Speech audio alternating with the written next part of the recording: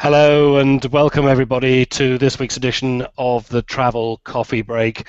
I'm Alistair Mackenzie and I have some guests with me from Spain, from northern Spain. Let me get rid of my screen there. There we go.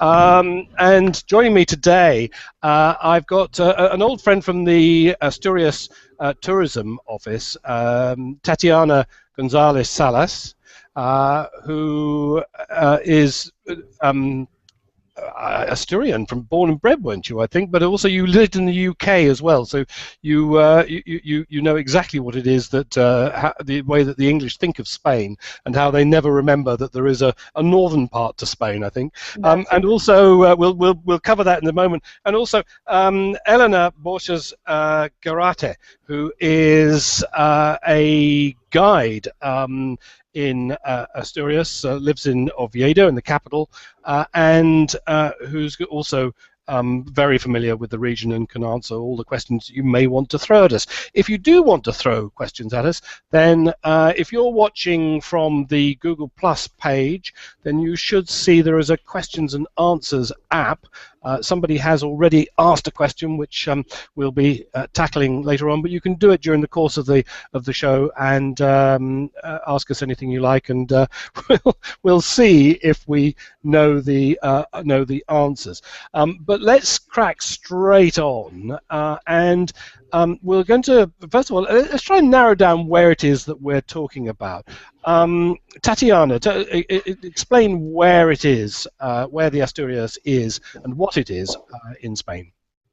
Well, Alistair, once again, it's a pleasure to be in this second hangout that we've got the honor of sharing with you and all the audience. Okay, thank you very much indeed for this opportunity to put Asturias on the map in UK. Okay.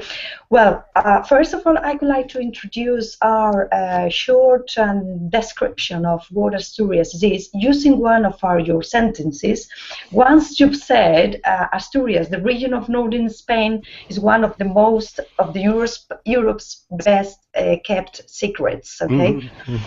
Then, because every time, as you mentioned before, I've been living in UK, to be precise, in London, where you are based, working for Spanish Tourist Board up there.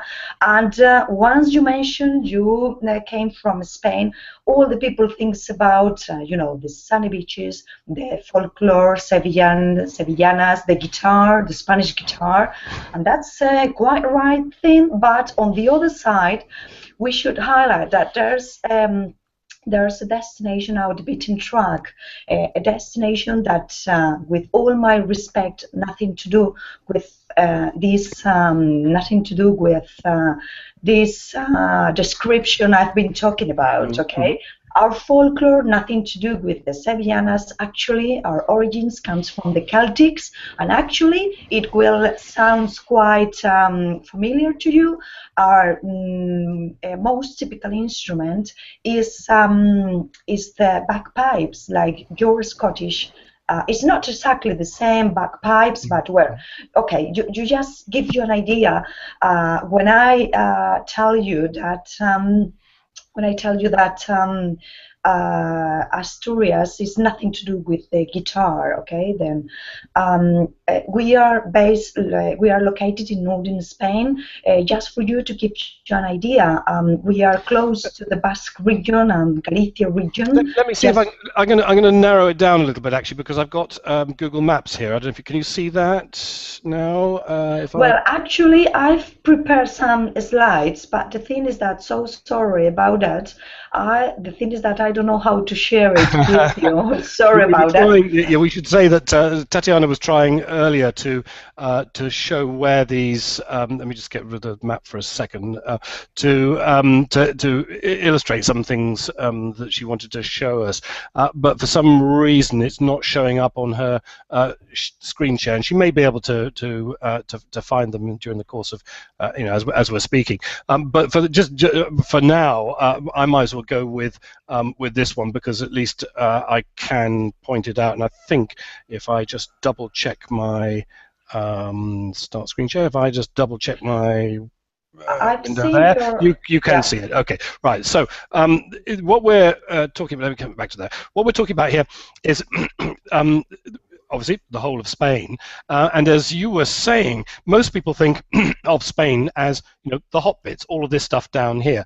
But if I zoom in, then Yeah. what we're talking about is actually this area up here. It's literally on the map, the green bit. And the reason for Mhm. that largely is that it's northern facing and all the rest of it, but along here we've got this great big chain of mountains, and that kind of keeps it protected, not only from the weather-wise, it gives it a particular kind of weather. It's it's the Bay of Biscay. It's not you know, roaring temperatures in their 30s and 40s. It's much more. People describe it. I often describe it as being rather like Devon and Cornwall in the UK, but That's actually, right. it's. I've heard somebody else say it's like Wales, and that's exactly what it's like. It looks like Wales. It's the same sort of thing, but warmer. Not as perhaps as Wales is. And what we're talking about. Let me just zoom in again. Is this area? Here we go. From really, I can't see where the actual border is here. I think it's about here. But basically, where my mouse is now, this is Cantabria, and Asturias runs along here. This is what we're talking about, and in the middle you see there Oviedo. Oviedo's the capital. The two big cities are Aviles and Gijon, and well, carry on from there, That's it. Tatiana. Okay, yeah, very well located where we are. I do apologize for not being able to get my pictures. Then, as you mentioned, we've got special climate and weather, quite mild temperatures. Generally speaking, we've got quite mild winters. Actually, we can up high in the mountains, we can have about we've got snow. Sorry about it. We've got snow. Actually, we've got 3 ski resorts working during winter, and but when you are down far away from the mountains, you've got about well, between 10 or 12 degrees in winter. Then it's not very bad for winter.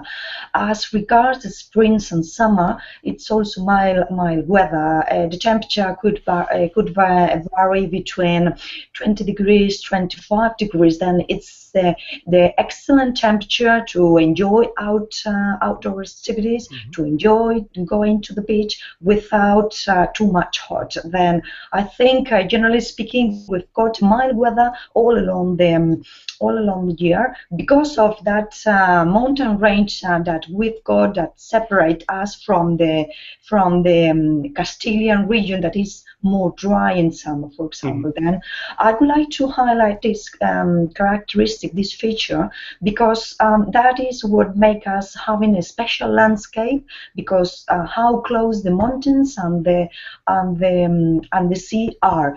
For example, just for you to make you an idea, an example, for example, I live in Oviedo, in the city center, the capital of the region, and in winter I can be in 1 hour and 10 minutes driving up there in the ski resorts and practice skiing.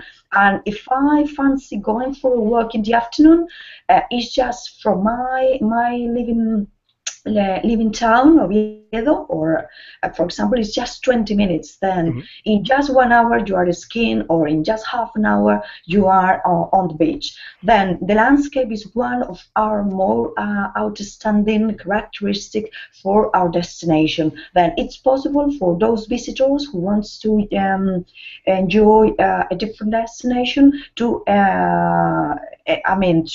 combine the mountains and the beaches, especially. It's a classic setup for a tourist region, and I speak as somebody who grew up in Devon, where we had exactly the same thing. We had the Dartmoor, this high moorland where people would go and trek and things like that, and then within about 30 kilometers, the coast, and you know, and these lovely deep valleys that ran down to the coast, where you could do lots of activities. And it's exactly the same in the Asturias, as you say. You can be in a very short space of time, either high up in the mountains or down at the coast, and that means everything's kind of packed into one area, and there's lots of variety there. That's right. Yeah. That's sorry. I was going to ask Eleanor, because we talk about the mountains. I mean, they are spectacular mountains. They are absolutely beautiful mountains. But their role is not just topographic and meteorological. We were talking about how there's a sort of a microclimate in Asturias, but their role is much more significant historically, isn't it, Eleanor? Because this is what is called real Spain. It's the bit of Spain that was never overrun by the Moors. Well, this is so much for the legend, as they say, no? That in Asturias is where the Moors were kept aside, or here was done a stop to the invasion of the Moors in 711, as the history of Spain is telling us for that moment. And that mountains in the Montaña de Covadonga, which is in the so-called Picos de Europa, the first national park of Spain since 1918. There we're going to find that precise moment of our history that later is going to bring to the unification of the different kingdoms. That is really going to be the germ where the history of Spain is going to start. So that is also very important for that period of time of 150 years. That later the kingdom of Asturias is going to begin. After that, the different regions and kingdoms of Castile, Leon are going to continue. So that mountains are that geological part that is going to form that defendants of that region. Yeah. It was a wall, in effect. It protected the region. Exactly. You can see in the map that there's really this parallel to the coast runs all this mountain region, and that mountainous region is going to be the place where these first Christians are going to hide and fight against that Moors. So this is why Asturias has not only the first national park of Spain, but 5 different natural parks that is really bringing a lot of visitors to this area. Many Spanish people come in the summer because of the freshness, because of the roots we have in the mountains, and also from many countries, like all of the European countries that really love the region of Asturias, because you find the connection with nature very truly preserved. I'm just zooming in here because you were talking there about this pivotal moment in Asturian or Spanish history, and I think I'm right, and you're going to tell me if I'm not, that it more or less happened from here. They say that this is the town at the bottom of the Picos. It's where I tend to. I mean, I remember my impression of it was that it was rather like one of the towns in the Lake District in England. All the roads would seem to be full of 4-wheel drive vehicles towing carts full of either kayaks or canoes or camping gear or stuff like that. It's a real center of activity, and I'm just zooming in now, and I'm hoping you can see where I'm going with this. Here's the river here, and I think if I actually pull this, here we are. This is the yes. This is what it looks like, and you can see up here. You can get it. Here are some of the foothills of the mountains. It's quite an impressive place. It's actually Roman. I think isn't the bridge. There is another bridge, isn't there, somewhere, which is actually, I think, Roman there. Is that right? And there is the old bridge with the origin in the Roman times. Yep. river we've seen, this is the river of the Sella. If we go a little further apart to Arriondas, maybe you have the view from all the Picos, from all that mountainous area. But that Cangas was the first capital of this kingdom of Asturias. That was begun at the beginning of the 8th century with the influences as well from the Mozárabes, which were the Christians that lived under the domination of the Moors, but also with the Westgoths that were the first Christians with the capital in Toledo. So it is going to mingle in the architecture of this region very interesting aspects that is unique also to Europe, to the 9th century. You see, you can maybe able to see there that this is up in the national park, so this gives viewers an idea of what it looks like. So its roots are both historical and really quite dramatic, as you can see in terms of the countryside as well. Take us down to the coast, Eleanor. There's two main cities other than Oviedo, excuse me, itself. Let me get rid of that screen. There we go. The two main cities, as I described them, are Aviles and Gijon, and they are really industrial cities and ports, aren't they? I mean, that was their history. In fact, the Asturias was not only agricultural, but it's also mining was one of the key industries there, and heavy industry, engineering and things like that. And those two cities were the sort of the homes of that. So they're rather like, for a UK audience, they're a bit like Sheffield and Leeds, I would guess, is the sort of the way we would think of them. But they're more than that now, aren't they, Eleanor? Exactly, yes. We find, for example, Aviles, which is one of the smallest cities in Asturias, with around nowadays 80,000 people living there, which is still heavy metal industry, a very important factory of ArcelorMittal is still working there. And luckily, we hope still will be working in the future, because you know our problems in Spain, and therefore for all the work we have, we're thankful. And this is trying to begin a transformation with the example of Bilbao and the Guggenheim. We have a very modern architecture, and one of the most famous architects of the world, which is Oscar Niemeyer, made a wonderful project in Aviles, and there we have a cultural center that is catching a lot of attention internationally. So people are coming from all over the world to see that project, like Woody Allen, Brad Pitt, very international famous people that are coming to see that building that we can see now, with a very interesting tower, a theater, also a cinema where we have every week as very interesting movies are shown there. And what I like most is without popcorn, you know. It is. This was yes. This is an attempt. I don't know if I can make that bigger or not, but anyway, this was one of the industrial areas in the town. You can see in the photograph probably the smokestacks behind in the distance there, but this is down near the shore, and it was some wasteland that got converted into a set of really, as you say, inspiring buildings.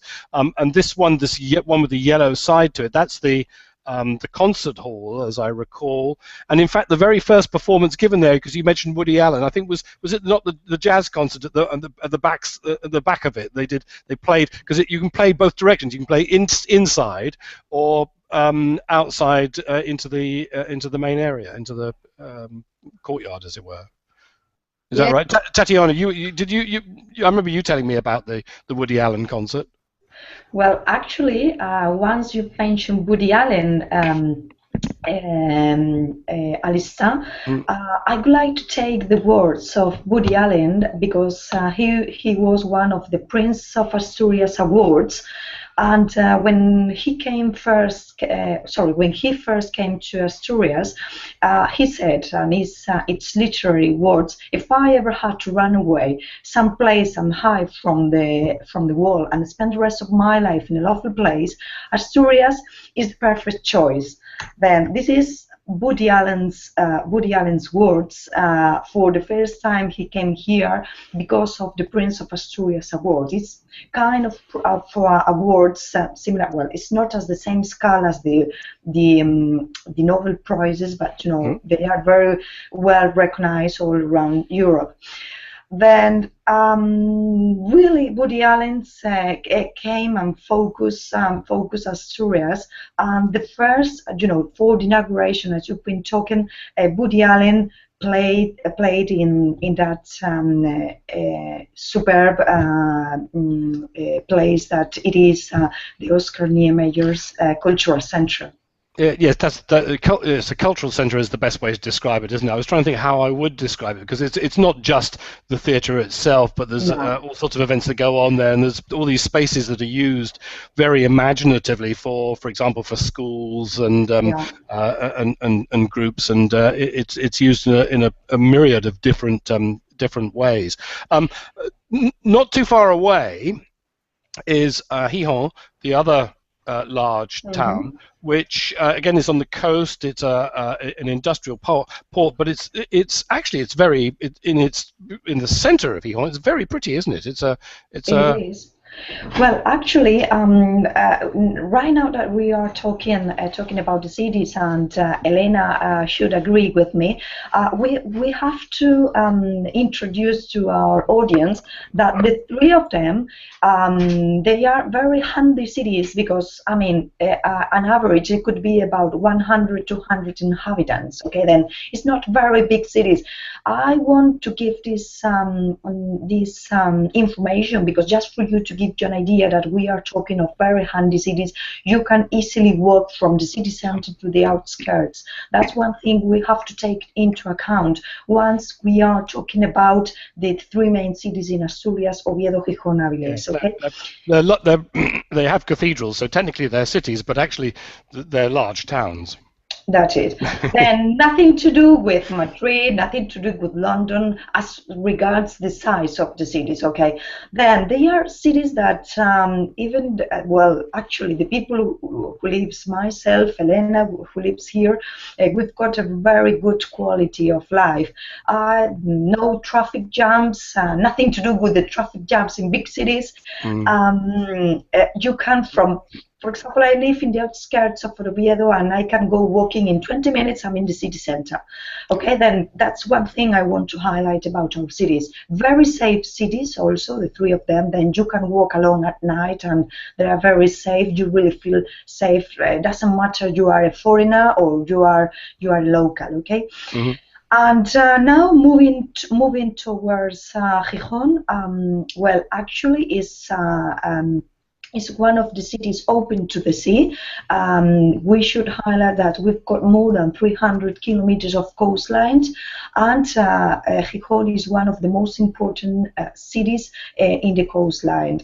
As regards Gijon, it's about 260 inhabitants, and we should highlight the Roman origins of the city. Actually, what we call the Roman terms. I don't know exactly if it's that the term in English.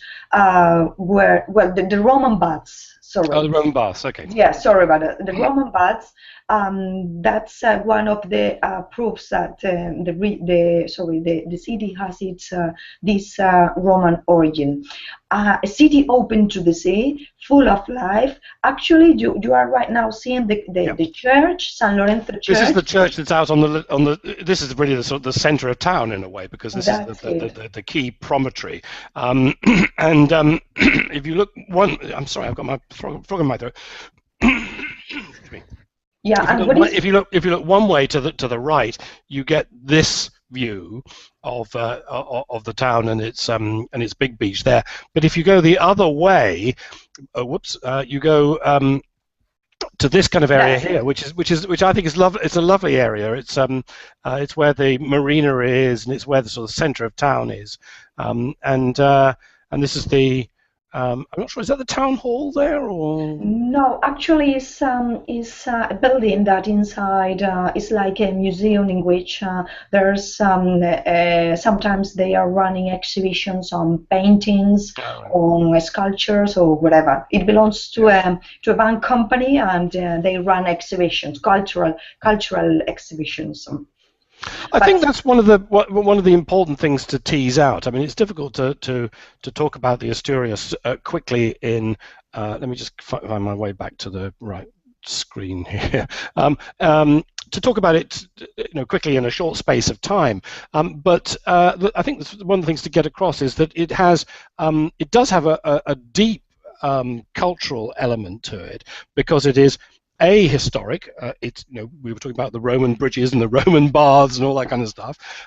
It's historic from the point of view that it also has that very unique culture, the Celtic culture, the Christian culture, as opposed to the rest of Spain, which was under Islamic influence during the 8th and 9th centuries, actually 8th, because it really, as Eleanor was saying, the reconquest of Spain began effectively in 711 or thereabouts, I think it was, you said, Eleanor. But meanwhile, the Moors were moving north into Europe, into France, and were pretty much stopped, I think, at Tours in 730 something or other. So it was about that moment that everything started moving back. So it has that very deep cultural experience, and it's typified, I mean, uniquely, as I forget, one of you was saying, in those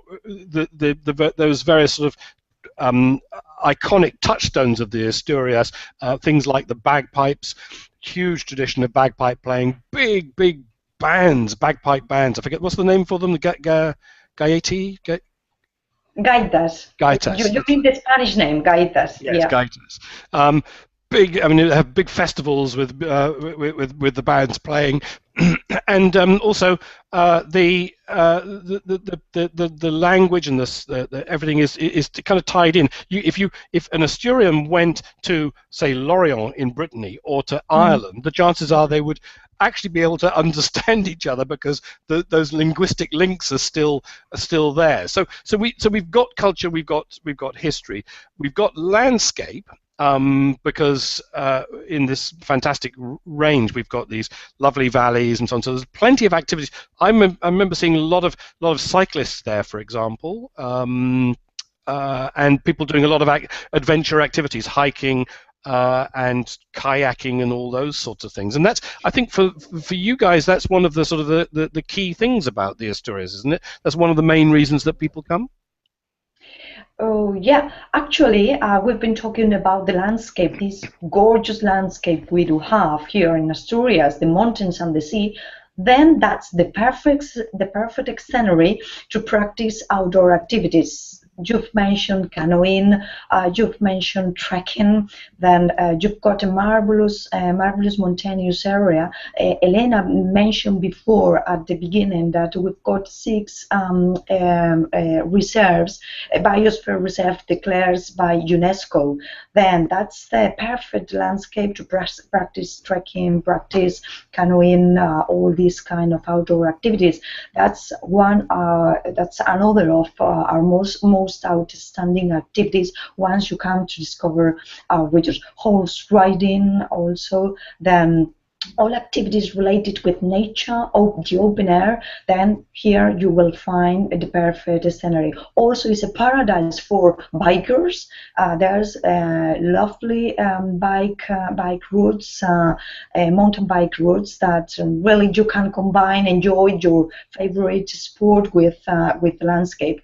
Then active tourism is another ingredient we should introduce to the audience, that it's possible to enjoy in Asturias.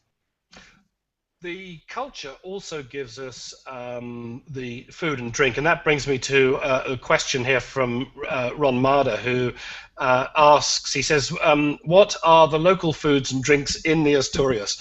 And then he says, any recommendations of local venues to visit? Eleanor, go. What are the local foods and drinks? Well, first of all, the national drink is cider. Apple juice, just very natural and very fresh. And here, drinking cider is like a religion. You have to. Mm-hmm. And if you don't like it, just do as if you like it the first time, because it's not easy to drink. I have to admit, I'm not an Asturian born, and although I like the cider very much, you have to approach it very carefully, because here it's very important for the Asturians that you understand how to drink a cider. It's a social drink. It's a way of gathering the friends. You share the same glass, and it has an important way of approaching the way of drinking that is very important. And it's refreshing. It's wonderful for the summer. I really recommend it. It's yes, it is. It's an astonishing. It's very much associated with the Asturias, and it's not just an interesting drink. It's a performance drink, isn't it? Because the whole point about the cider is that it's aerated, and the way that you do that is that you hold the glass down by your hip, and then you lift your arm up with the jug or whatever you're using, and you pour it in, and it aerates it. And this is a whole performance where, and it's a competitive performance thing as well, because there's a regional or a national cider pourer, isn't there? The top one in the land, as it were. There's a competition every year. Is that right? Yeah, you're right. Actually, in Gijon, what I cannot remember, perhaps Elena can help us with date, is when this competition that is held in San Lorenzo Beach in Gijon, the Gijon's beach. Mm. Do you remember, Elena? What's the time? In August, I think. I think it is in August. That is, all the beach is filled with people with a bottle and count. I think it's go to the Guinness World Record. So it's something of the things related with the cider. It's not only that the producers live from having the drink made in these places, but also you travel through the region, and everywhere are apple trees when they bloom. So it's really related with the landscape, because you don't find vineyards. There's too humid this region for wine. So this is why, since the Celts, all the generations have drank the cider. So it's really related. But other things that we have is the cheese. Cheese, for cheese lovers, Asturias is a paradise. It's really a paradise. All the mountains, all the caves where this cheese is matured in a very natural way, and also, of course, not only the sheep, the goat, and the milk of the cows. Different type of milks that are mixed, but also we have the cattle, wonderful products, natural products like the fish, like the meat is wonderful. It's very fresh and very good products, good quality products. So it's really for having the gastronomy in Asturias. For the lovers, it's a paradise. The cheese, all the meat, very good product, very healthy, and of course, don't forget that here Asturians also the products have a right price. It's not like in other places that you find everything is so expensive because a lot of people are demanding that. Here, all the people that come are astonished at the wonderful prices that you can really have a quality vacation without spending a lot of money. You're right about well, actually, when it comes to price, as I recall, that this was actually, sorry to interrupt you, Alistair. I would like to join Elena's words that it's possible to go and see. Well, actually, you are showing the images. It's possible to go up to the mountains and see the natural caves in which the cheese is mature. For example, the cheese you are showing right now it is a gamoneo. It's another variety of bluish cheese. Okay, it's not dissimilar. It's not the same as Cabrales cheese, the one that Elena introduced us, but that one is another kind of variety of blue cheese that is also mature in natural caves. Then other thing we should highlight is that it's possible any visitor could go up there in the Picos de Europa, and some cheesemakers will show you the natural cave in which the cheeses are mature. Not this guy though. This particular guy, actually, the caves are very secret because, as I recall, that particular that's John Nolan trying to find it. Yeah, because not all of them show you the cave. Exactly, and I seem to recall that was. That particular cheese was rather expensive, but what was interesting here was that this guy actually is teaching. I think he has 2 apprentices a year. The tradition of cheese making up in the mountains, and they built there a little school for doing that. And it's a really important attempt to keep those skills alive. There's the actual school building itself. I think it's a very admirable approach to the whole thing. The question that Ron was asking was generally about the food and drink. We've talked about the drink, the cider. Part 2 of the question was, can you recommend anywhere? Well, we've mentioned the cheese. The cider you can see anywhere. I mean, you walk into pretty much, I think, any restaurant anywhere, any bar in the Asturias, and you'll find cider and somebody who will pour it for you. Is that about right? Yes, that's right. You can find it everywhere. And I have to mention that one bottle, you always have to ask for a bottle, and it is poured, as you said, from above your hand. It's going to be poured to the glass, always a little bit, so you can drink it at once. And one bottle, as an example, for the prices, costs only €2.50. Yeah. So it's nothing really if you compare to any drink, any beer. I think in London probably you go to and you will pay, I don't know, by I guess €4 or pounds. So in that sense, it's interesting. So the thing we haven't talked about is, so we've mentioned the cider, we've mentioned the cheeses. There's also it's an agricultural area, so meats, sheep in particular, I think, lamb, those sorts of foods are traditional. But we haven't talked about the coast because, of course, there is a fantastic supply of fish. In fact, I think the best fish restaurant I've ever been to was in Aviles. Just absolutely stunning quality of fish, and that's very special, isn't it? Tatiana, you know what the fish is like.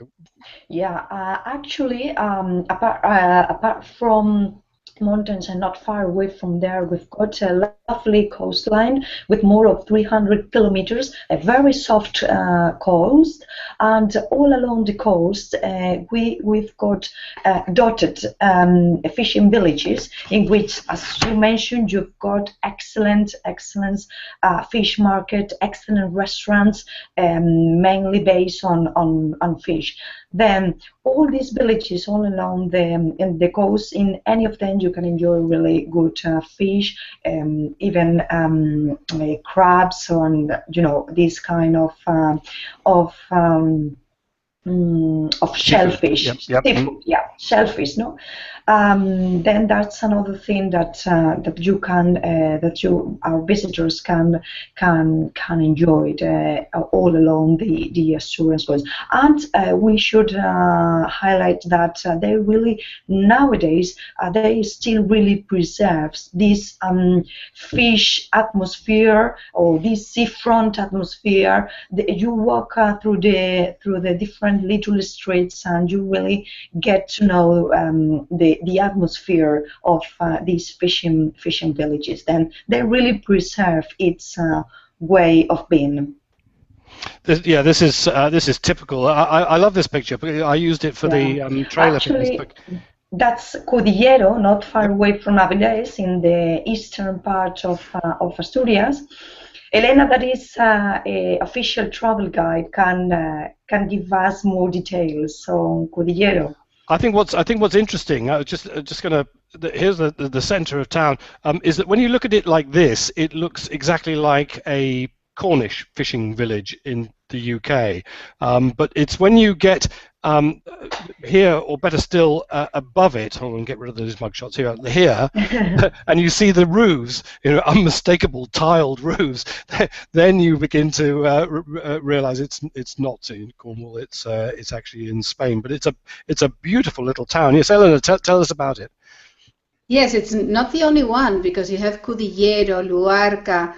You have so much little towns like this one, and the name comes because it's really hidden. It's like the elbow. The origin of the name is a codo, which is the elbow, and this is why it was so hidden from the sea, so nobody could see that. And this is why the origin of the town is really medieval and goes back in time. And there they say they have the best hake of all the north of Spain. Close by is Aviles, where there is the central market, where all these fish, sometimes even from the Basque Country, they come to sell to the central market of Aviles. That is very important for all of the fishing activity of Spain. You see the little fishing boats, and it's really a wonderful little village. That is this fishing place called Cudillero, which is really hanging there, and with a lot of colors in the buildings. Yep. They say that the colors of the buildings is the rest of the painting of the boats. They painted with that the house. Right. If man had what house, so they could quickly know if the fisherman was coming back, the yellow one or the green one. Oh, right, okay, yeah, that's quite clever. Yeah. Oh, hey, look, your husband is coming back home. Okay, we've talked about the landscape, we talked about the culture, the food, all of those things, the history, and so on and so forth. Ron has asked another question. He says, can you share an example of a one-week itinerary for someone who's interested in world heritage and local cuisine? Let's start, actually, Tatiana, by just talking about how you get there, because from the UK there are really sort of two options. I mean, the main one would be to fly. Yeah, actually, right now we've got a direct flight flying from Stansted Airport, not far away from London city centre. Well, actually, not far away. I mean, Stansted Airport, a flight leaving from there to Oviedo. Well, to Aviles is the closest city to the airport. Okay, and the flight is about 1 hour and 10 minutes. Then not far away from 4-day shore break, for example. Then it's quite easy to, and during the summer, I think the flight is running every day. Then there's quite a lot of options. Okay, and it's quite cheap as well, because it's an EasyJet flight, I think. It's an EasyJet flight. Yeah, that's right. Yeah, and sorry. No, come. Okay, and the other thing is that the ferry line Ele de Lans is running from Poole. Mm-hmm. I think it's down in the south. Sorry about it. In England, from Poole to Gijon. That's the ferry running from. The company name is LD Lines. I think it's a French company that it is. It stands for Louis. I can't remember the D part of it now, but they've been a ferry company for a long time, and they launched this route fairly recently. And as you say, it runs from Poole right the way down to Gijon. And it is a good option. And there's also a third option, which we probably shouldn't ignore, even though it's outside your remit, as it were, and that's the ferry line that runs from Plymouth down to Santander. Because Santander is only, how long would it take to drive from Santander into Oviedo, for example? for example, it could be about 2 hours or something like that. Not much more. Then it's also handy to. That's another options. The three ones, the ship, the ferry lines, and the EasyJet one. And as regards the itinerary, I don't know how many days. Let's just sort of break it up a little, because one of my key thoughts about the region, and one of the reasons I'm surprised that it isn't better known, is that I think with that EasyJet flight, as you say, it's a very short flight, and it's quite cheap. I think it makes the Asturias a really good short break destination, weekend destination, where particularly for active 30-year-old couples, those who want to go trekking and want to or want to go canoeing or want to go mountain biking or horse riding or whatever it might be, could actually come away for a long weekend to the Asturias, in the way that they might otherwise go to Scotland or somewhere, and get exactly the same kind of landscapes to enjoy, but get the benefit of actually going somewhere rather different and with unique culture and with unique cuisine as well. So I think it's a great short break destination. But then, as you say, with the ferries, it can be a long break destination as well. So if you wanted to bring the family down, you could actually bring them in your car or your caravan, or that's right. Yeah, and go on. Sorry. Yeah, and I think we generally speaking, we can say that Asturias is a destination for everybody. I mean, you've mentioned families. Here, you've got many tourist resorts in which you can go with your children. For example, there's not far away from the fishing villages called Lastres. It's quite similar, for those who doesn't know. Lastres is quite similar to Cudillero. Okay, more or less. Okay, it's not exactly the same. There's a museum village in a steep-sided valley. That's it. Yeah, that's the same. The village is built in a cliff. Kind of a cliff, and it's like a theater also. Then, not far away from that fishing village, there's a museum, the Jurassic Museum, a museum based on dinosaurs. Because other thing we have to take into account is that in Asturias, in that area to be precise, there's in a beach called La Griega, there's dinosaurs footprints, and if my man doesn't fails me, they are the biggest ones, footprints, dinosaurs footprints that they have been found in all around Europe. And from the Jurassic Museum, there's guides that goes with you to the beach and show you where the footprints are. And inside the museum, you've got reproduction of dinosaurs. The guides inside the museum, they really make the visit special for children. Nothing to say about the outdoor activities with your children. Do canoeing with your children in the many different rivers you've got in Asturias, from the River Sella, one of the most well-known, and in the eastern part of Asturias, the Navia River. That's another excellent river to practice canoeing, not as much as known as the Sella River, but I think a gorgeous area to practice canoeing, horse riding with your children. Brilliant. And then for the families, you will find here many options. As regards young people, couples of between 30 to 40, for example, those who want to enjoy the city life, plenty of things to do in the city as regard museums, shopping, also very good nightlife. If you want to go clubbing, but in a very special way. Nothing to do with the clubbing in big resort areas. You know what I mean? You really get to involved with the locals in these cities, and those who like sports, we've mentioned already before, the trekking, the horse riding, all these activities in the open air, and also some amazing accommodation as well. There's a whole new generation of really nice boutique-style hotels and places to stay as well, particularly in and around the cities.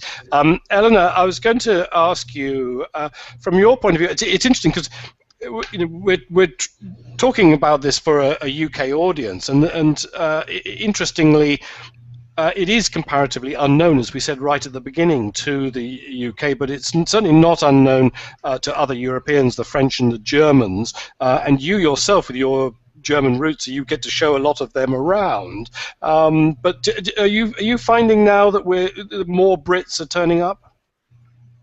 I think the Britons are coming for a long time already, and since I'm originally from the Basque Country, and I've always seen Britons, people from Holland and from Germany all the summer since I'm very, very small. So I don't know how they find, but they find this north. They love the beaches because the weather is not so hot as in the Mediterranean area. And I find that also the Camino de Santiago, which is the pilgrimage to St. James, is also a big attraction for all these visitors, because here along the coast in the north of Spain goes the North Way, the coastal way, and it's also very important for people that are looking for that experience, the contact with nature, that find that the French Camino, which goes north of Castile, is too many people going there, and here is the first Camino, which is the first pilgrim, is the King of Asturias, King Alphonse II, who in the year 813 discovered the sepulchre himself and was the first one to do the way to Santiago de Compostela, which was the way where the sepulchre of St. James was found. Yes, we've forgotten all about that, of course. It's as you say, it's the Camino Way, very famous pilgrim route through the north of Spain. It goes right the way through the middle of the Asturias on its way out there to Galicia. So yes, a lot of people, of course, will come for that. I'm going to put you on the spot, Eleanor, because I'm tackling Ron's question here. Can you give an example? Because we were talking about the traditional holidays, and we were talking about short breaks. But Eleanor, if you were going to advise Ron on what he might do, he says an example of a one-week itinerary for someone interested in world heritage and local cuisine. And I can give you a bit of a clue here to Ron as well. He's also very enthusiastic about national parks. So what would your perfect one-week itinerary feature for Ron, should he ever turn up? Well, my perfect suggestion, my personal suggestion, I would say, would be to start in Llanes, which is one of the frontier with Cantabria. There you have very interesting, from UNESCO, protected caves with cave painting, which is really astonishing, because there's cave painting all around Europe, but few caves can be really visited inside the original caves. The trend is to do neo caves and to protect the original caves. But here in Asturias, we still have the original caves that can be visited. And I'm just putting up a picture of Llanes here, which I think is a lovely little seaside town. It's here's the walk along the coast just by the town itself. It's a glorious place. Oh, that's me. Sorry, you didn't want that. but yeah, I think it's a really pretty little town. You can see here's a classic example of what we're talking about. Here's the coast, and not so many kilometers away, here's the mountains up here. It's perfect. Go on. Sorry, continue. A couple of days for that, being in Llanes, enjoying the typical sardines, the typical fresh fish that you find in the village, visiting from there to see the cave painting, and continue then to Ribadesella. Also visit the mountain area of Picos de Europa to see the caves, for example, for maturing the cheese, the Cabrales cheese, to do some trekking maybe in the mountains, take a day for that. Continue to the capital of Oviedo, where you can see the important cathedral with people that really are interested in religion and Christianity. There's one unique relic of Jesus that is not known everywhere, but is very important for the pilgrims. Also, you see the pre-Romanesque architecture from the 9th and 10th century, which is also protected from UNESCO. And from there, I would go to absolute contrast, which would be the Natural Park of Somiedo, where you can find in nature the footprints of bears, as I've seen myself, and that is there. I will spend 2 days because this is such a lovely place. These are wild bears. It's yes. So with that, I think we fill one whole week, and then it depends if you have more interest for the coast, the mountains, because sometimes it's very difficult to decide. You have both things, and then you have to take a choice. What you prefer, mountains, coast? Well, actually, Alistair, may I recommend to Ron, is the name of the guy, Ron, through the email that we've got in our web page, turismo@asturias.org. He can send us an email and we can suggest him an itinerary, to follow the recommendations of Elena, but other many itineraries he can do them. We are at his disposal if she may more information through our website www.asturiasintourism.co.uk. We've got plenty of information. That there's another tool on site that he can use to get more information about our destination. Okay. And actually, Elena mentioned the wild bears.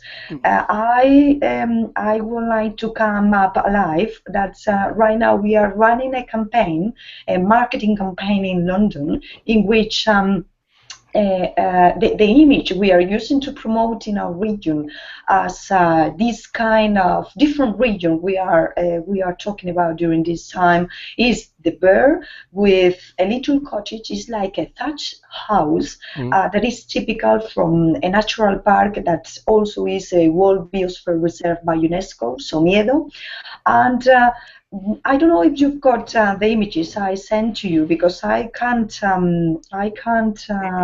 change the screen from here. I have, but I'm not sure I can find them quickly. But anyway. Well, don't worry. Anyway, well, actually, we're running a marketing campaign in London in order to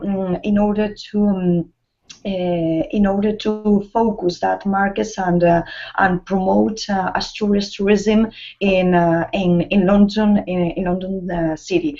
And in fact, that this brings us full circle, because this is really where we started, because it was you last week sending me those photographs. As you say, you've got a series of posters on the sides of taxis and inside the taxis, and on the buses and in the tube as well in London. This marketing campaign that's going on, and it was that prompted me to say we should talk about the Asturias in the hangout. So yes, it's a timely campaign. Trying to answer Ron's question, I think demonstrates just what a fantastic range the Asturias has to offer, and we have done that as well effectively by being able to chunter on about it for over an hour now. I'm very impressed. I was thinking we would be done in about sort of 30-40 minutes, and we still haven't covered half of it. So you can tell there is a lot to offer there. I will put Elena, because you've got your own website as well. Remind me what the URL is. Speak it now, but I'll put it in the notes anyway. It is www.tourasturias.com. TOUR, Tour Asturias. Okay. Thank you. Okay, I'll put that in the in the show notes as well.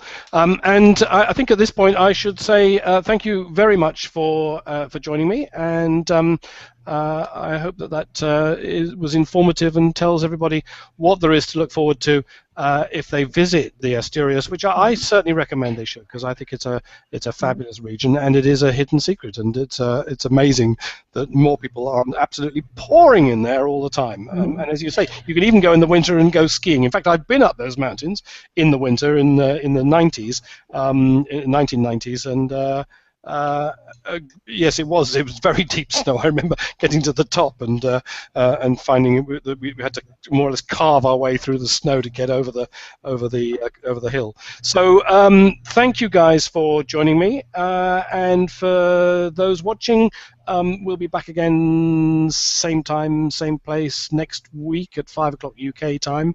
And if you've got any things that you want to raise, then let me know in advance, and we'll do that. So for now, bye from us. Thank you very much. Bye bye. Bye. Bye. See you.